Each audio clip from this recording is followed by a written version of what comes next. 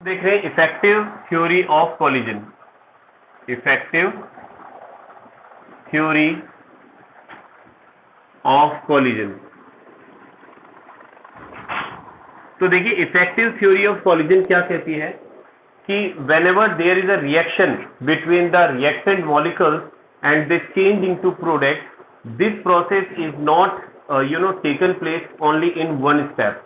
It involves so many things, so many factors after which it change into product. मतलब जब भी reaction होगी तो ऐसा नहीं है कि एक ही स्टेप के अंदर रिएक्टेंट प्रोडक्ट में कन्वर्ट हो जाएगा, उसमें बहुत से फैक्टर्स हैं जो उसको अफेक्ट करेंगे और उसके बाद में प्रोडक्ट बनेगा। तो उन सब फैक्टर्स के बारे में जब अपन स्टडी करते हैं तो या उन सबको मेंशन करते हैं अपन जिस थ्योरी में, वही थ्योरी जो है that is collision theory of reaction. ठीक है, तो इसको क्या अपन को थोड़ा सा ना वर्ड में लिखवाना पड़ेगा इसमें कुछ पॉइंट्स बना करके, क्योंकि ये थ्योरी एक थ्योरेटिकल चीज ही है। तो ये थ्योरी क्या कहती है, देखिए पहला पॉइंट इसका कि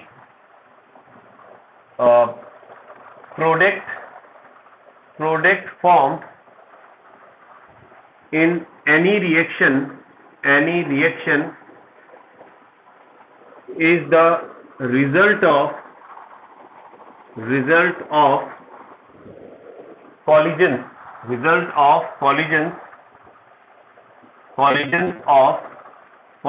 between reactant molecules।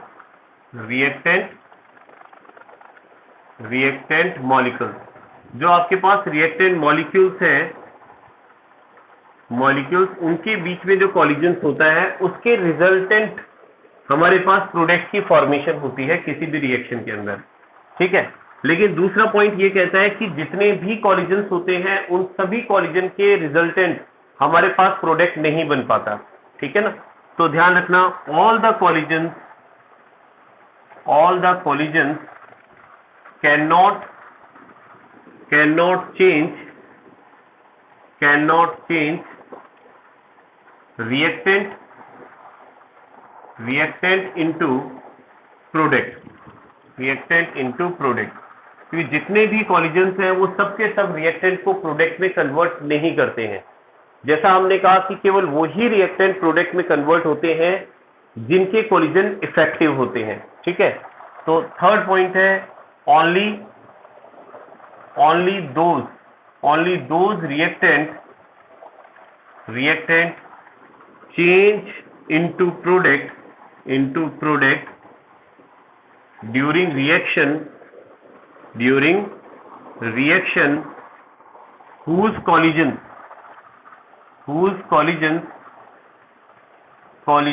are effective। ठीक है, जिनके कॉलिजन कैसे होते हैं, इफेक्टिव होते हैं। अब इफेक्टिव कॉलिजन के लिए कुछ कंडीशंस हैं कि सारे कॉलिजन इफेक्टिव नहीं होते हैं, केवल कुछ पर्टिकुलर कॉलिजन ही, टकरे ही इफेक्टिव होती हैं जो प्रोडक्ट में कन्वर्ट होती हैं। ठीक है, तो उसके लिए कंडीशंस क्या है।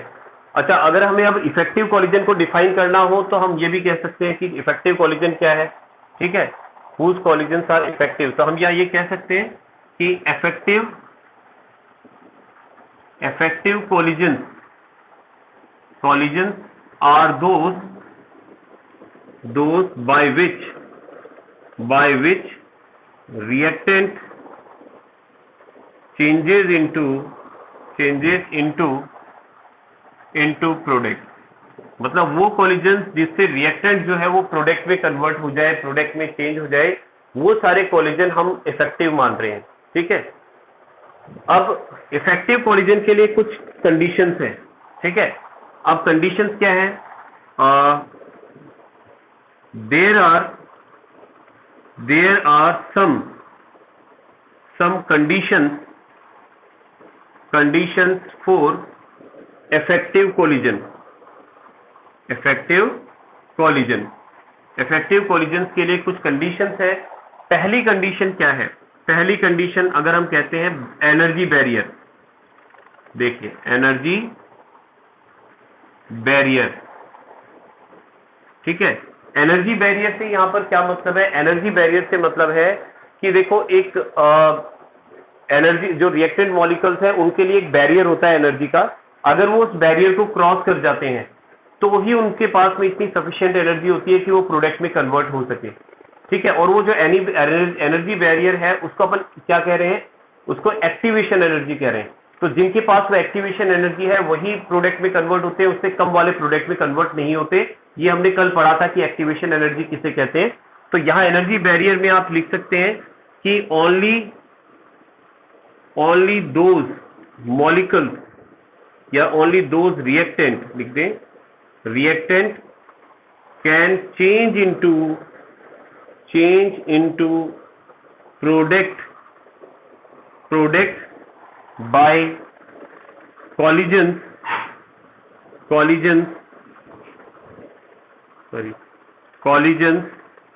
whose energy is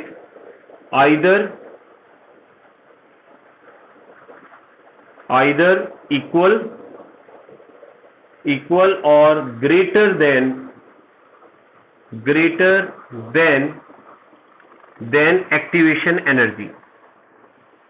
activation energy. मतलब वही रिएक्टेंट प्रोडक्ट में कन्वर्ट होंगे जिनकी एनर्जी या तो एक्टिवेशन एनर्जी के बराबर हो या फिर उससे ज्यादा हो, ठीक है। एक्टिवेशन एनर्जी कल हमने ग्राफ की हेल्प से समझा था कि एक्टिवेशन एनर्जी किसे कह रहे थे कि एवरेज एनर्जी वाले जो मॉलिक्यूल्स हैं उनको थोड़ी सी एक्स्ट्रा एनर्जी चाहिए एक्टिवेटेड कॉम्प्लेक्स बनाने के लिए, that is called activation energy. तो यहां पर आप चाहे तो उसका रिलेशन भी बता सकते हैं कि एक्टिवेशन एनर्जी क्या है। जैसे activation energy equals to threshold energy minus average energy. जो एवरेज एनर्जी वाले मॉलिक्यूल्स हैं उनकी एवरेज एनर्जी को अगर थ्रेशोल्ड में से अपन सब्ट्रैक्ट कर देते हैं तो रिजल्टेंट जो एनर्जी हमारे पास बचती है उसी को आप क्या कह रहे हैं, that is called activation energy. उसको हम एक्टिवेशन एनर्जी कह रहे हैं, ठीक है। तो जिनके पास ये एक्टिवेशन एनर्जी होगी वो रिएक्टेंट तो प्रोडक्ट बना लेंगे, अगर उससे कम हुई तो प्रोडक्ट नहीं बन पाएगा।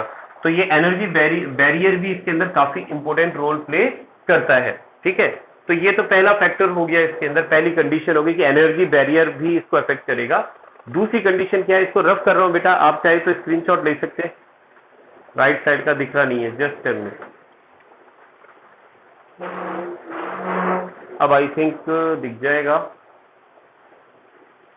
थोड़ा बहुत फर्क पड़ा तो। वो threshold energy minus activation energy है, वो एवरेज एनर्जी है, ठीक है। देखिए दिख रहा है तो ठीक है बेटा, दिख जाएगा, स्क्रीनशॉट आ जाएगा। चलिए रफ कर दे इसको, ऊपर वाला पॉइंट हटा रहा हूं मैं, यहां पर सेकंड पॉइंट लिख रहा हूं।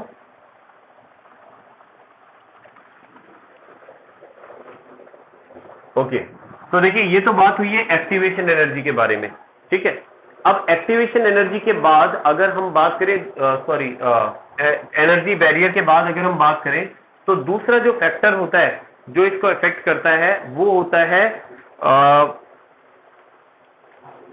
कॉलिजन फ्रीक्वेंसी, ठीक है। कॉलिजन फ्रीक्वेंसी क्या है देखते हैं, B, that is collision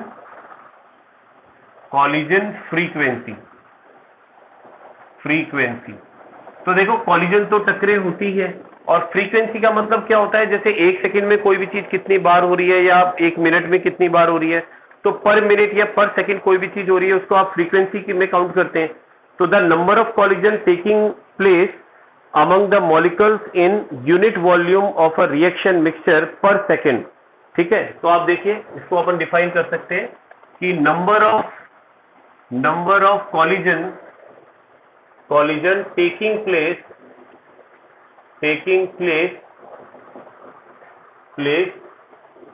in unit volume per second is called collision frequency। इसको हम collision frequency कह रहे हैं। कहने का मतलब है 1 सेकेंड में किसी पर्टिकुलर वॉल्यूम में कितनी टकरें हो रही हैं, ठीक है। तो जितनी नंबर ऑफ कॉलिजन ज्यादा होंगे तो हम कहेंगे उसकी कॉलिजन फ्रीक्वेंसी उतनी ही क्या होगी, हाई होगी, ठीक है। तो हम यहाँ पर ये भी कह सकते हैं कि रेट ऑफ रिएक्शन जो है, एक्चुअली रेट ऑफ रिएक्शन वो भी डायरेक्टली प्रोपोर्शनल होता है किसके, कॉलिजन फ्रीक्वेंसी के, कॉलिजन फ्रीक्वेंसी के। कि अगर कॉलिजन फ्रीक्वेंसी ज्यादा ही फ्रीक्वेंसी, ठीक है, कॉलिजन फ्रीक्वेंसी अगर ज्यादा हुई तो डेफिनेटली क्या होगा, हमारे पास प्रोडक्ट भी क्या होगा, ज्यादा बनेगा, ठीक है। तो बेटा थोड़ा ऑडियो ऑफ कर लेना, आपके बैकग्राउंड वॉइस आ रही है बेटा, ठीक है, यस। तो ये तो कॉलिजन फ्रीक्वेंसी की बात हुई। अब देखिए एक ना सिंपल सी इक्वेशन आती है, जिस इक्वेशन में हम कॉलिजन फ्रीक्वेंसी को और एक्टिवेशन एनर्जी को, इन दोनों को एक साथ एक्सप्रेस कर सकते हैं, ठीक है। अब वो इक्वेशन क्या है, देखिए कि देखो तो यहां पर एक लाइन लिख सकते हैं कि collision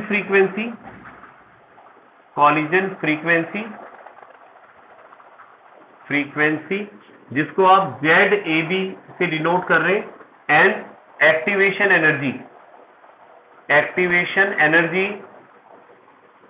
energy are related as, इस तरह से रिलेटेड है। देखिए कि यहां पर rate equals to ZAB dot e⁻⁻⁸ तो एक सिंपल सा रिलेशन है, और ये रिलेशन हमें क्या बता रहा है, देखो इसको नीचे वाले को रफ कर रहा हूं, ये रिलेशन हमें क्या बता रहा है, ये चीज समझना आप। जैसा मैंने अभी आपको बताया था कि जो हमारे पास एक्टिव रेट ऑफ रिएक्शन है वो कॉलिजन फ्रीक्वेंसी के डायरेक्टली प्रोपोर्शनल होता है। तो आप यहां पर देख सकते हैं कि यहां पर ये मेरे पास में कॉलिजन फ्रीक्वेंसी है और ये EA जो है वो एक्टिवेशन एनर्जी है। तो यहां तो दिख ही रहा है कि डायरेक्टली प्रोपोर्शनल है ना। अब जरा EA की बात करना, तो EA में देखो EA है एक्टिवेशन एनर्जी और ये नेगेटिव है, ठीक है, ये नेगेटिव है। तो नेगेटिव वैल्यू जितनी छोटी होगी, ठीक है, जितनी इसकी वैल्यू कम होगी डेफिनेटली उसका मतलब नंबर उतना ही बड़ा होगा। जैसे अगर मान लो आपके पास -25 है या -24 है, तो हमें पता है -24 ग्रेटर है, ठीक है। तो हम ये कहेंगे कि जितनी एक्टिवेशन एनर्जी कम होगी उतनी रेट ऑफ रिएक्शन क्या होगी, ज्यादा होगी। तो उतनी एक्टिवेशन एनर्जी आराम से कोई भी रिएक्शन गेन कर सकती है। तो ये दोनों में रिलेशन आपको ध्यान रखना है कि रेट ऑफ रिएक्शन जो है कॉलिजन फ्रीक्वेंसी और एक्टिवेशन एनर्जी दोनों से रिलेटेड है, ठीक है। कि ये EA जो है दिस इज एक्टिवेशन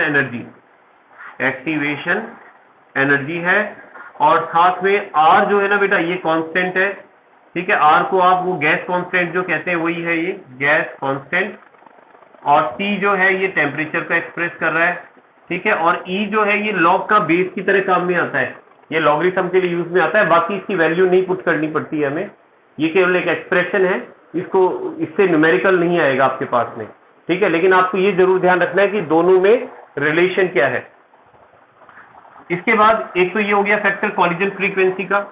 एक फैक्टर और आता है हमारे पास जो इसको अफेक्ट करता है, जिसे हम लोग बोलते हैं that is called probability factor, ठीक है। इसके 2-3 नाम है, इसे प्रोबेबिलिटी फैक्टर भी कहते हैं जो तीसरा फैक्टर मैं बता रहा हूं, और ओरिएंटेशन बैरियर भी कहते हैं। तो देखिए नंबर C दैट इज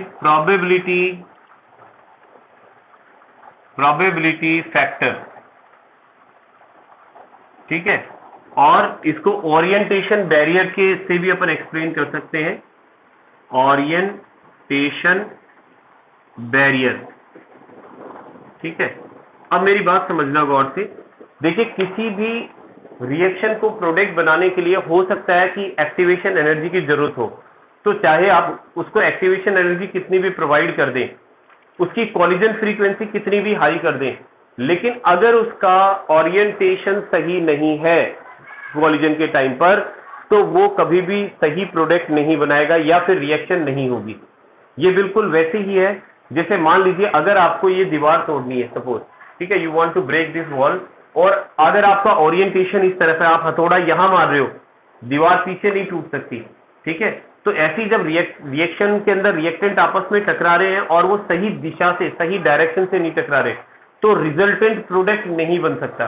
तो उनका जो डायरेक्शन है वो भी सही होनी चाहिए, ओरिएंटेशन सही होनी चाहिए जब वो आपस में टकरा रहे हैं, ठीक है। तो उसे हम प्रोबेबिलिटी फैक्टर कहते हैं, या उसे ओरिएंटेशन बैरियर भी कहते हैं। तो ये चीज ध्यान रखनी है। तो इसमें हम एक पॉइंट लिख सकते हैं कि at the time of collision, at the time of collision, collision the orientation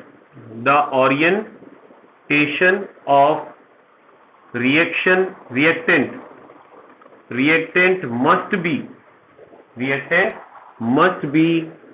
must be proper है ना, otherwise they will not change into product,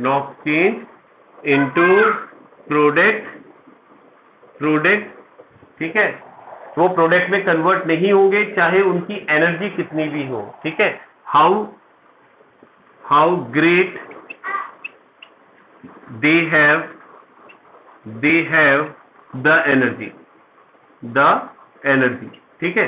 तो चाहे उनके पास कितनी भी एनर्जी ज्यादा हो, अगर उनका ओरिएंटेशन प्रॉपर नहीं है, ठीक है, तो वो प्रोडक्ट नहीं बनाएंगे। अब इसको एक एग्जांपल से समझते हैं, ठीक है। एग्जांपल से देखिए, जैसे मान लीजिए मेरे पास में है X एंड X, और इसकी मैं रिएक्शन करा रहा हूं Y और Y से। अब मैं इनसे प्रोडक्ट बनाना चाह रहा हूं, ठीक है। एक तो ये पॉसिबिलिटी है, और दूसरी पॉसिबिलिटी ये है, again I am taking X and X, and this time I am taking Y and Y, इनकी रिएक्शन करा रहा हूं, ठीक है। तो आप देखिए पहले वाले केस के अंदर अगर देखा जाए तो यहां पर केवल एक Y और एक X ही कांटेक्ट में आ रहे हैं। ये X और ये Y इस तरह से अगर वो टकराते हैं तो कांटेक्ट में नहीं आएंगे। तो ऐसी कंडीशन में नो रिएक्शन, इनके बीच में रिएक्शन नहीं होगी, ठीक है, क्योंकि ओरिएंटेशन नहीं है। रीजन क्या है? इम्प्रॉपर ओरिएंटेशन क्या है? स्पेस में अरेंजमेंट को ओरिएंटेशन कहते हैं अपन, ठीक है। तो इस कंडीशन में चाहे आप इसकी एक्टिवेशन एनर्जी को कितना ही बढ़ा दें या फिर आप कॉलिजन फ्रीक्वेंसी को कितना ही हाई कर दें, अगर इसका ओरिएंटेशन प्रॉपर नहीं है तो आपके पास में प्रोडक्ट नहीं बनेगा, ठीक है। दूसरा देखें, तो इसके बाद में सेकंड केस अगर हम देखते हैं तो यहाँ एक्स वाई से, और ये एक्स वाई के कॉन्टेक्ट में है इसलिए, तो यहाँ पर अगर ये रिएक्शन करते हैं तो रिएक्शन से एक्स और वाई की फॉर्मेशन हो जाएगी, 2xy की फॉर्मेशन होगी हमारे पास में, बिकॉज यहां पर जो ओरिएंटेशन है वो प्रॉपर ओरिएंटेशन है, तो इजीली ये टकरा करके प्रोडक्ट बना लेंगे। तो ओरिएंटेशन का रोल भी बहुत इंपॉर्टेंट है, ठीक है। अब ये जो ओरिएंटेशन होता है इसको हम एक्सप्रेस किससे करते हैं, ध्यान रखना, ठीक है। अगर मैं बात करूं ओरिएंटेशन को, तो इसके लिए एक फैक्टर आता है जिसे हम बोलते हैं प्रोबेबिलिटी फैक्टर, ठीक है। तो ध्यान रखिए, orientation of reactant during the reaction is expressed by probability factor। इसको प्रोबेबिलिटी फैक्टर या P से एक्सप्रेस करते हैं, एक्सप्रेस बाय प्रोबेबिलिटी फैक्टर या P, ठीक है। तो P की वैल्यू जितनी हाई होगी, ध्यान रखना, उसका प्रोबेबिलिटी फैक्टर उतना ज्यादा होगा और वो प्रोडक्ट ज्यादा बनाएगा, ठीक है। और रिएक्शन से में मतलब रिएक्शन बहुत आसानी से हो जाएगी। तो अब यहां पर अगर मैं इस इक्वेशन को थोड़ा सा चेंज करता हूं तो अब मैं क्या लिख सकता हूं इसे, कि रेट जो है इक्वल होगी P ZAB and e⁻ EA RT। तो ये इक्वेशन अब इस तरह से लिखी जाएगी। तो इसमें अब तीनों फैक्टर आ गए, यानी रिएक्शन की रेट डिपेंड कर रही है P यानी प्रोबेबिलिटी फैक्टर पर, ZAB यानी कॉलिजन फ्रीक्वेंसी पर, और EA यानी एक्टिवेशन एनर्जी पर। तो ये तीनों चीजें ही इसको इफेक्ट करती हैं। अगर ये तीनों सही चीजें बिल्कुल सही हैं तो हमारे पास में प्रोडक्ट जो है वो बिल्कुल सही बन जाएगा। तो ये चीजें हमें बहुत, हाँ बेटा, टेम्परेचर तो खैर अफेक्ट करता ही है, क्योंकि जब टेम्परेचर बढ़ेगा, टेम्परेचर भी यहाँ पर आ गया, ठीक है, टेम्परेचर भी यहाँ पर आ गया है, तो टेम्परेचर भी इसको अफेक्ट करता है। ये एक्चुअली अपॉन के अंदर है और ये नेगेटिव वैल्यू के साथ में है, तो टेम्परेचर बढ़ने पर वो अपन ऑलरेडी वो क्या कहा था, टेम्परेचर कॉफिशिएंट, वो अपन ऑलरेडी पढ़ चुके हैं इसके अंदर, वो भी इसका इफेक्ट करता है। बाकी कॉलिजन फ्रीक्वेंसी जो है उसमें इन चीजों को, इन 3 फैक्टर को एक्सप्लेन किया गया है, ठीक है। तो इन 3 फैक्टर को अगर आप एक्सप्लेन करते हैं तो कॉलिजन थ्योरी हो जाती है आपकी, ये चीज ध्यान रखें। तो टेम्परेचर को अपन और पढ़ेंगे, एक अपने पास टर्म और है, that is called Maxwell curve जो है, उसमें और टेम्परेचर को पढ़ा जाएगा। लेकिन अगर आपको कॉलिजन थ्योरी समझानी है, कॉलिजन थ्योरी को एक्सप्लेन करना है, तो इन 3 चीजों को एक्सप्लेन करना पड़ेगा, क्योंकि बुक्स में क्या है, इसको बहुत ज्यादा हौच पौच करके लिखा हुआ है और बच्चे क्या कंफ्यूज हो जाते हैं कि कॉलिजन थ्योरी में हम लोग क्या लिखें क्या नहीं लिखें। तो मोटे तौर पर आपको जिस चीज का जिक्र करना है कॉलिजन थ्योरी में, जैसे स्टेप ध्यान रखो आप, तो पहला आप इफेक्टिव कॉलिजन के बारे में बात करोगे।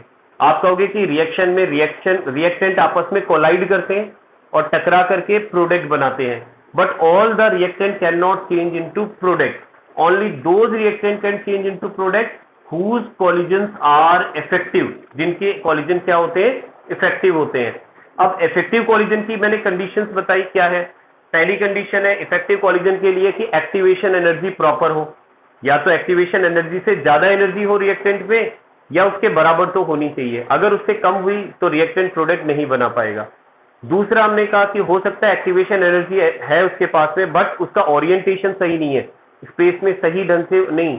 दूसरा हमने कहा कॉलिजन फ्रीक्वेंसी, तो अगर वो पर सेकंड कितनी टक्करें कर रहे हैं आपस में, तो जितनी नंबर ऑफ कॉलिजन ज्यादा होंगे किसी यूनिट वॉल्यूम में यूनिट सेकंड के अंदर, उतना ही ज्यादा प्रोडक्ट बनने की पॉसिबिलिटी बढ़ जाएगी, ठीक है। तो दूसरा फैक्टर वो हो गया जिसको ZAB से अपन डिनोट कर रहे हैं। ए और बी जो है वो रिएक्टेंट है, ए रिएक्टेंट बी रिएक्टेंट टकरा रहे हैं, और Z उसका कॉलिजन फ्रीक्वेंसी है, तो इसलिए उसको ZAB से अपन डिनोट कर रहे हैं। तो वो हाई होगी तो प्रोडक्ट ज्यादा बनेगा। फिर थर्ड अपन ने फैक्टर बताया कि हो सकता है ये दोनों ठीक है, भाई अपने पास एक्टिवेशन एनर्जी भी है, कॉलिजन फ्रीक्वेंसी भी हाई है ना। तो अब उस कंडीशन में लेकिन उसकी डायरेक्शन सही नहीं है, जब रिएक्टेंट आपस में टकरा रहे हैं टकरा करके, लेकिन सही डायरेक्शन से नहीं टकरा रहे, तो अगर सही डायरेक्शन से नहीं टकरा रहे तो प्रोडक्ट भी सही नहीं बनेगा या रिएक्शन नहीं होगी। तो इनकी ओरिएंटेशन, इनका जो अरेंजमेंट है स्पेस में रिएक्शन के टाइम पर, वो सही होना जरूरी है। तो अगर ये 3 चीज आप एक्सप्लेन कर देते हैं, that means you are explaining the collision theory. इसका मतलब आप कॉलिजन थ्योरी को एक्सप्लेन कर रहे हैं, ठीक है। लास्ट जो मैंने ओरिएंटेशन को, बेटा क्या कह रहे हैं,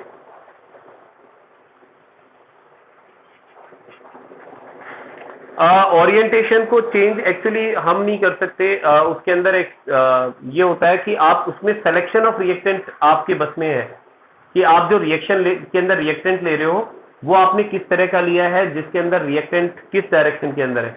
क्योंकि ये हम लोग नहीं करते, ये रिएक्शन तो अपने आप वो होता है कि भाई एक नेगेटिव पार्ट है एक पॉजिटिव पार्ट है, तो वो नेगेटिव पार्ट पॉजिटिव पार्ट को अट्रैक्ट करता है, तो वो उसकी तरफ पहले अटैक करेगा, ठीक है। इसको एक एग्जाम्पल से और समझाता हूं मैं आपको, वो एग्जाम्पल अपनी बुक में भी और पूछा भी जाता है कई बार, ठीक है। आपको और बेटर तरीके से समझ में आ जाएगा ओरिएंटेशन का क्या रोल है, ठीक है। चलो इसको मैं एक बार रफ कर रहा हूं, फिर ओरिएंटेशन समझाता हूं आपको।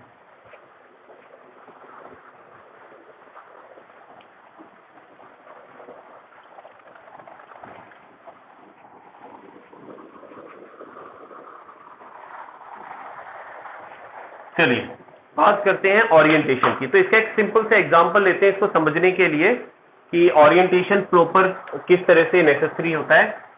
तो देखिए, प्रॉपर ओरिएंटेशन ऑफ रिएक्टेंट, ठीक है, इसको चेक कर रहे हैं, रिएक्टेंट का प्रॉपर ओरिएंटेशन। तो एक रिएक्शन होती है जो कि वैसे अभी हमने वो चैप्टर पढ़ा नहीं है, आपके ऑर्गेनिक केमिस्ट्री के अंदर एक चैप्टर है जो है हैलोजन डेरिवेटिव, ठीक है, जिसमें आप एल्काइल हैलाइड के बारे में स्टडी करेंगे। तो उसमें एक रिएक्शन आती है न्यूक्लियोफिलिक सब्स्टिट्यूशन रिएक्शन, ठीक है। अभी मैं ज्यादा डीप नहीं जा रहा उसमें, क्योंकि हम उस चैप्टर को पढ़ेंगे तब आपको और क्लियर हो जाएगा कि न्यूक्लियोफिलिक सब्स्टिट्यूशन क्या होती है। लेकिन उसमें ओरिएंटेशन का रोल है। जैसे मान लीजिए हमारे पास एक कंपाउंड है CH3Br, ठीक है, जिसे मैं कह रहा हूं इथाइल ब्रोमाइड। इस इथाइल ब्रोमाइड पे मैं अटैक करा रहा हूं न्यूक्लियोफाइल का, यानी ये रिएक्शन करा रहा हूं, और यहां पर OH माइनस, ये एक न्यूक्लियोफाइल है, न्यूक्लियोफाइल। तो न्यूक्लियोफाइल तो आपने सुना ही होगा, न्यूक्लियोफाइल वो होते हैं जो नेगेटिव आयंस होते हैं, ठीक है। सॉरी, हाँ अच्छा मिथाइल है, ठीक है ठीक है, ओके मिथाइल है बेटा, ये मिथाइल ब्रोमाइड। तो न्यूक्लियोफाइल अपन उसको कहते हैं जो हमारे पास में नेगेटिव आयंस होते हैं, ठीक है।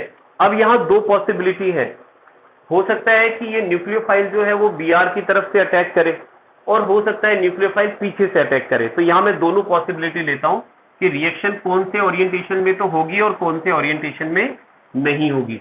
तो यहाँ दो पॉसिबिलिटी है। पहली पॉसिबिलिटी है कि रिएक्शन को हम इस तरह से करा रहे कि ये OH minus is attacking from front side. जैसे आपके पास ये कार्बन है, ये H है, ये H है, ये H है और ये Br है, और यहां से मैं OH माइनस का सामने से अटैक करा रहा हूं, ठीक है। ये OH नेगेटिव जो है वो इस सामने की डायरेक्शन से अटैक कर रहा है, ठीक है, इस डायरेक्शन से इस पर अटैक कर रहा है। तो डेफिनेट है कि यहाँ पर जब ये अटैक करेगा तो आप देखिए इसके अंदर ये वाला पार्ट नेगेटिव है, और इसके अंदर अगर देखा जाए कार्बन और हेलोजन, तो इसमें हेलोजन जो होता है वो पार्शियल नेगेटिव होता है और कार्बन पार्शियल पॉजिटिव होता है। तो डेफिनेटली यहां पर इनके बीच में क्या होगा, रिपल्शन होगा, ठीक है। यहां पर क्या होगा, रिपल्शन होगा, क्योंकि नेगेटिव नेगेटिव को रिपेल करेगा। तो ये डायरेक्शन सही नहीं है, ये डायरेक्शन प्रोडक्ट बनाने के लिए सही नहीं है। तो इस वजह से अगर इस डायरेक्शन से हम प्रोडक्ट बनाने की कोशिश करेंगे तो हमारे पास प्रोडक्ट नहीं बन पाएगा, ठीक है। तो ये ओरिएंटेशन सही नहीं है। तो हम यहां पर क्या लिख सकते हैं, इम्प्रॉपर ओरिएंटेशन। तो ये जो हो रहा है यहां पर, ये इम्प्रॉपर ओरिएंटेशन है, इम्प्रॉपर ओरिएंटेशन। और क्योंकि ओरिएंटेशन इम्प्रॉपर है इसलिए नो रिएक्शन, यहां पर कोई रिएक्शन नहीं होगी, कोई प्रोडक्ट नहीं बनेगा, ठीक है, प्रॉपर ओरिएंटेशन नहीं है। दूसरा अगर हम देखते हैं दूसरा केस, अब मान लीजिए ऐसा होता है कि हमारे पास ये OH माइनस जो है ये बैक साइड से अटैक कर रहा है, और अब हमारे पास यहाँ कार्बन है, यहाँ हाइड्रोजन है, यहाँ एक हाइड्रोजन है, यहाँ एक हाइड्रोजन है और यहाँ पर Br है, ठीक है। इसको आप यूं भी ले सकते हैं और बेटर रहेगा, एक सेकेंड यूं ले लेते हैं, इस तरह से है। तो आप देखो इस पर पार्शियल नेगेटिव चार्ज है, इस पर पार्शियल पॉजिटिव चार्ज है। तो अब अगर देखा जाए यहाँ पर, तो ये पॉजिटिव और ये नेगेटिव, तो इन दोनों के बीच में अब आराम से अट्रैक्शन हो सकता है, ठीक है। अब यहाँ पर दोनों के बीच में आराम से अट्रैक्शन रिएक्शन हो सकती है, ठीक है, क्योंकि दोनों पर चार्ज जो है वो अपोजिट है, और ये दोनों इजिली आपस में रिएक्शन कर लेंगे, और रिएक्शन करके एक तो क्या बनाएंगे, देखो ये OH इसके साथ कंबाइन हो जाएगा और Br रिलीज हो जाएगा। प्रोडक्ट आपके पास इस तरह से बनेगा, OH CH H H plus Br release हो जाएगा। तो यहां पर क्या चीज है, यहां पर जो ओरिएंटेशन है वो प्रॉपर है, तो हम लिख सकते हैं प्रॉपर ओरिएंटेशन है, ठीक है, प्रॉपर ओरिएंटेशन है। तो यहां हमें इसको देख के पता चल रहा है ओरिएंटेशन का क्या रोल है, कि अगर नेगेटिव नेगेटिव की तरफ से ही अटैक करता है तो रिपल्शन फील करता है, लेकिन अगर नेगेटिव पॉजिटिव की तरफ से अटैक करता है तो वहां रिपल्शन कम होगा, ठीक है, और उस कंडीशन में वहां रिएक्शन भी हो जाएगी। तो here orientation play very important role, और ओरिएंटेशन हम चेंज नहीं कर सकते, हम तो केवल रिएक्टेंट चेंज कर सकते हैं, ठीक है ना। क्योंकि अब हो सकता है कि आपने रिएक्शन को मिला दिया, रिएक्शन मिक्सचर को मिला दिया, तो कौन सा रिएक्टेंट उस रिएक्शन मिक्सचर में कौन सी डायरेक्शन के अंदर मिलेगा वो उस कंडीशन पर डिपेंड करेगा जब वो अटैक कर रहा है, ठीक है ना। तो वो हमारे कंट्रोल में नहीं रहती है।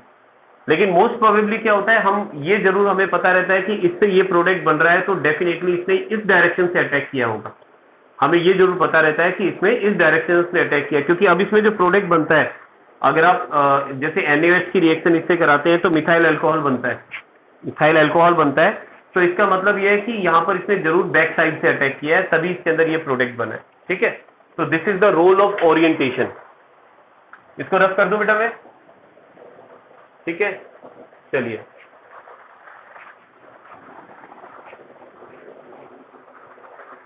तो ये तो बात हो गई ओरिएंटेशन की। अब देखिए इसके बाद एक साइंटिस्ट थे जिनका नाम था मैक्सवेल, ठीक है।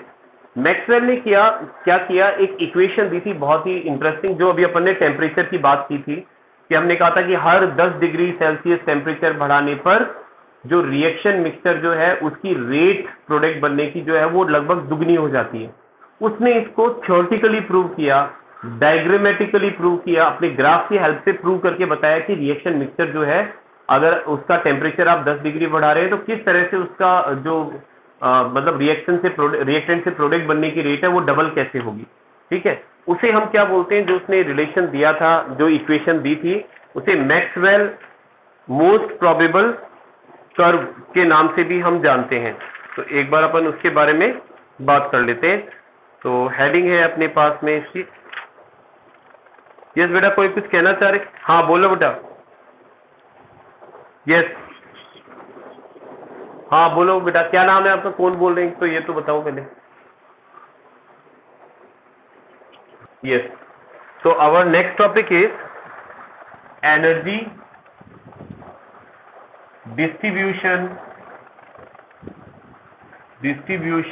curve। ठीक है, एनर्जी डिस्ट्रीब्यूशन कर्व। अब ये एनर्जी डिस्ट्रीब्यूशन कर्व जो है, इसको अपन दूसरा नाम भी दे रहे हैं जिसके नाम से इसको जाना जाता है। तो इसे most probable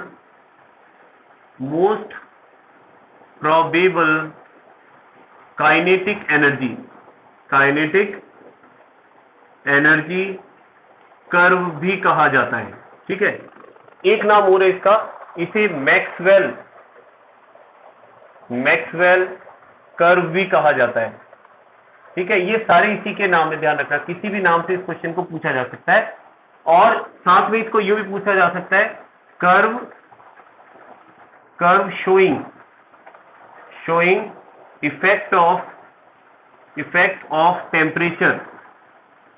temperature on rate of reaction. ठीक है, ये भी इसी का ही नाम है, जो अपन पढ़ा रहे ना, इतने नाम से ये टॉपिक पूछा जा सकता है। तो ये चीज ध्यान रखनी है आपको कि इसे आप क्या क्या कह सकते हैं। ठीक है, आप इसे कह सकते हैं energy distribution curve, most probable kinetic energy curve, Maxwell curve showing effect of temperature on rate of reaction. ठीक है, अब जरा इसको समझने की कोशिश करते हैं किस तरह से बनता है ये कर्व। Let's see.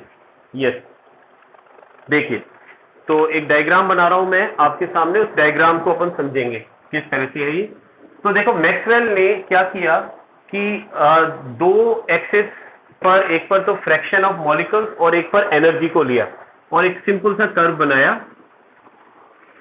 ठीक है, तो मैक्सवेल का कर्व है जिसमें एक्स एक्सिस और वाई एक्सिस है हमारे पास। यहाँ वाई एक्सिस ले लेते हैं, यहाँ एक्स एक्सिस ले लेते हैं। ठीक है, एक एक्सिस पर तो इसने ले लिया फ्रैक्शन ऑफ मॉलिक्यूल्स। ठीक है, और दूसरे एक्सिस पर इसने ले लिया एनर्जी। ठीक है, इस डायरेक्शन में जाएंगे तो एनर्जी आएगी और उस डायरेक्शन में जाएंगे तो फ्रैक्शन ऑफ मॉलिक्यूल्स आएगा। ठीक है, अब यहां पर पहला जो कर्व हम बना रहे हैं वो कुछ इस तरह से है। ठीक है, ये जो मैंने कर्व बनाया है, ये कर्व क्या बताता है कि देखो, ये जो है most probable kinetic energy at temperature T। ठीक है, T टेम्परेचर पर मोस्ट प्रोबेबल काइनेटिक एनर्जी का ये पॉइंट है। अब इसका मतलब क्या होता है ये भी समझना है, मोस्ट प्रोबेबल काइनेटिक एनर्जी क्या है। ठीक, इसको मैं थोड़ा सा स्पेस है अपने पास, मैं अभी, क्या हुआ बेटा, ये चीज, हाँ बिल्कुल बिल्कुल जीरो से स्टार्ट हो रहा है, बिल्कुल जीरो से स्टार्ट है ये। ठीक है, तो इसको भी मैं एक बार इनकी डेफिनेशन लिखवा दूंगा मोस्ट प्रोबेबल। पहली बार मैं इसको डायग्रामेटिकली समझा देता हूं। तो मोस्ट प्रोबेबल काइनेटिक एनर्जी क्या है, एक बार समझ लेना। हमें ये पता है कि रिएक्शन मिक्सचर के अंदर हर रिएक्टेंट की अपनी कुछ ना कुछ एनर्जी होती है। ठीक है, अब आप अगर ऊपर की तरफ जा रहे हैं यहां पर, तो आपको पता है ऊपर की तरफ क्या फ्रैक्शन ऑफ मॉलिक्यूल्स है। तो इसका मतलब ये रिएक्शन मिक्सचर का सबसे बड़ा फ्रैक्शन है मॉलिक्यूल्स का, सबसे ज्यादा जो फ्रैक्शन है मॉलिक्यूल्स, वो जो एनर्जी रख रहे हैं। ठीक है ना, तो आप कह सकते हैं energy occupied by the greatest fraction of molecules in reaction mixture, उसको अपन मोस्ट प्रोबेबल काइनेटिक एनर्जी कह रहे हैं। यानी रिएक्शन मिक्सचर के सबसे बड़े पार्ट की जितनी एनर्जी है, सबसे बड़े पार्ट के जो मॉलिक्यूल्स है उनकी जो एनर्जी है, उसको अपन मोस्ट प्रोबेबल काइनेटिक एनर्जी कह रहे हैं। ये ध्यान रखना, हाईएस्ट एनर्जी नहीं है, this is not the highest energy, this is the highest fraction of molecules, ठीक है, this is the highest fraction of molecules, और वो एनर्जी शो कर रहे हैं। एक बार वापस से रिपीट कर रहा हूं मैं, देखिए, तो हमने जो एक ग्राफ बनाया था, इस ग्राफ के अंदर जो पीक है सबसे ऊपर आपको जो दिख रहा है, पीक ऑफ द ग्राफ, ठीक है, peak of the curve we can say, तो हम ये कह रहे हैं कि this is most probable kinetic energy at temperature T, यानी किसी T टेम्परेचर पर हमारे पास जो रिएक्शन मिक्सचर का जो फ्रैक्शन ऑफ मॉलिक्यूल्स है, उसका सबसे बड़ा पार्ट, सबसे ज्यादा फ्रैक्शन ऑफ मॉलिक्यूल्स जो एनर्जी को रख रहे हैं, उस एनर्जी को मोस्ट प्रोबेबल काइनेटिक एनर्जी कह रहे हैं हम, ठीक है। अब हम क्या करते हैं, यहां पर थोड़ा सा एनर्जी को, टेम्परेचर को बढ़ाते हैं, और टेम्परेचर को बढ़ाने पर आपके पास ये जो ग्राफ है वो कुछ इस तरह से बनेगा, और ये स्लोप थोड़ा डाउन हो जाएगा, और डाउन होकर के इस तरह से, और ये गया लाइक दिस, सॉरी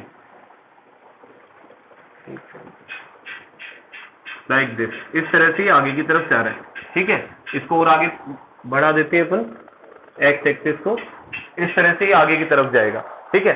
तो यहां पर एक चीज नोटिस कर रहे हैं हम, ठीक है, यहां क्या नोटिस कर रहे हैं, इसका अगर मैं मोस्ट प्रोबेबल काइनेटिक एनर्जी देखता हूं तो वो ये वाला पॉइंट है, this is most probable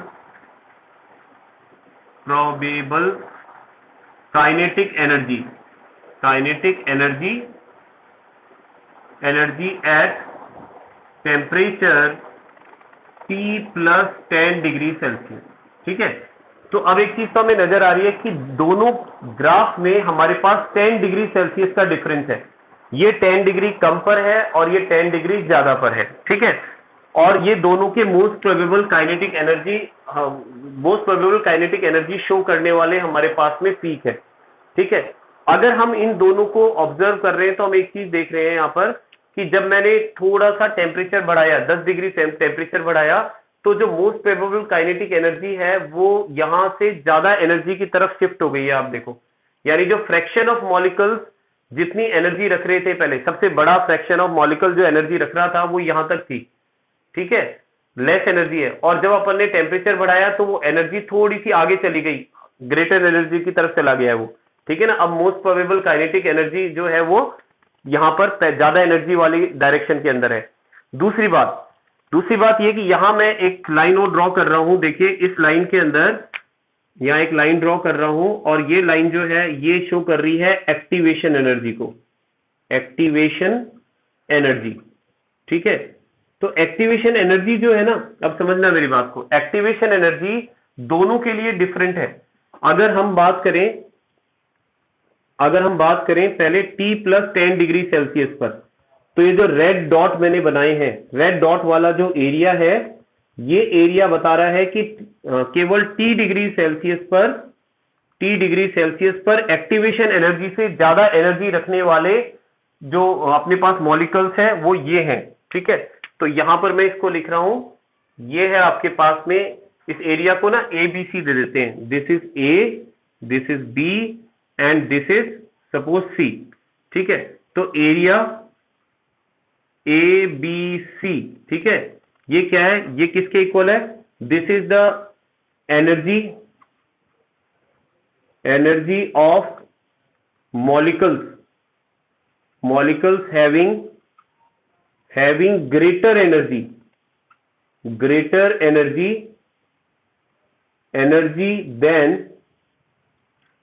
than EA, इनकी जो एनर्जी है वो EA से ज्यादा है। EA का मतलब एक्टिवेशन एनर्जी से ज्यादा एनर्जी वाले मॉलिक्यूल का फ्रैक्शन है ये, ठीक है, एक्टिवेशन एनर्जी से ज्यादा एनर्जी वाले मॉलिक्यूल का फ्रैक्शन है।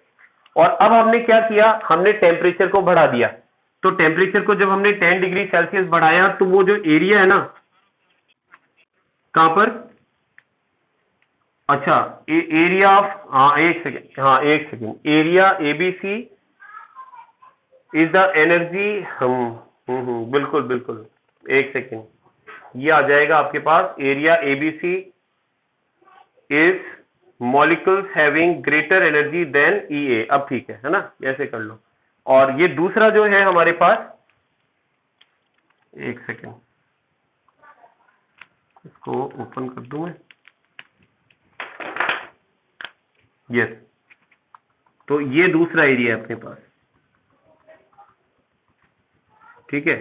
और इसको हम अब ये कह रहे हैं कि टेम्परेचर बढ़ाने के बाद ये एरिया बढ़ गया है, तो इसका मतलब ये नहीं कि उसमें नीचे वाला एरिया काउंट नहीं होगा। तो इसको मैं ए बी सी और इसको मैं यहां पर डी और ई नाम दे देता हूं, ठीक है। अब मैं अगर इन दोनों को काउंट करता हूं, ठीक है, यहां से यहां तक ये दोनों एरिया मिला करके, तो ये बन गया अपने पास में area A B C D E, मतलब ये पूरा आ गया, ठीक है। एरिया, ये एरिया है अपने पास is molecules having greater energy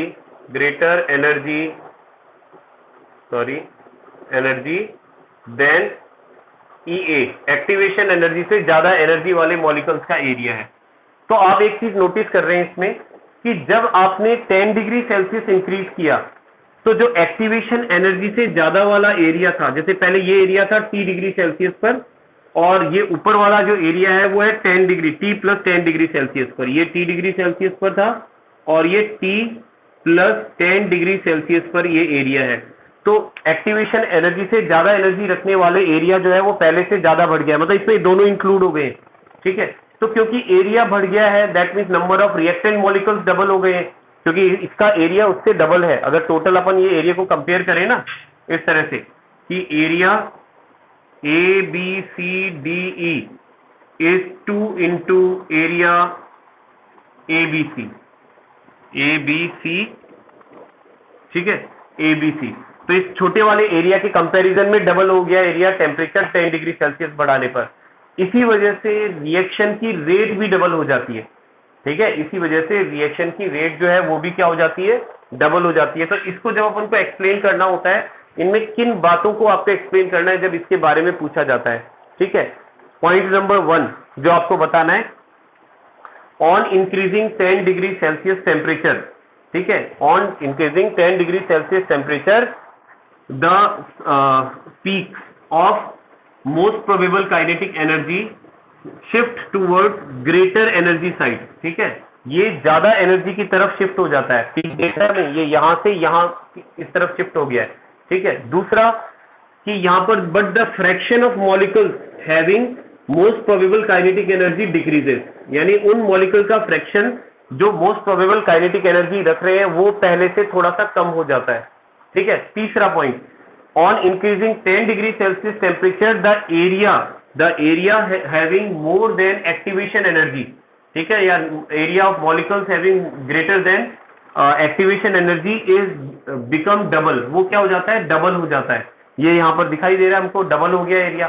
पहले केवल ये रेड वाला था और बाद में रेड और ग्रीन दोनों मिलाकर के है, तो ये दोनों मिलाकर के जो एरिया है वो तो है 10 डिग्री बढ़ाने पर, और ये 10 डिग्री बढ़ाने से पहले।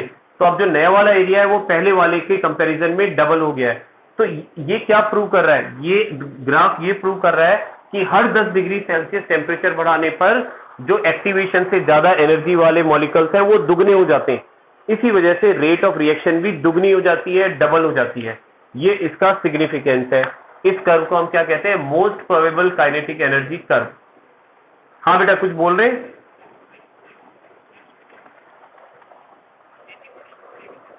हाँ बेटा, ये केवल 10 डिग्री सेल्सियस के लिए ही है, अपने जो बुक्स के अंदर दिया हुआ है इसको 10 डिग्री सेल्सियस के लिए ही कंसीडर किया गया है। बाकी अगर आप और बढ़ाते हैं तो ग्राफ डेफिनेटली चेंज होता चला जाएगा, ठीक है ना। लेकिन हमारी बुक्स में जो स्टडी के लिए ग्राफ दिया गया है वो ये वाला ग्राफ है।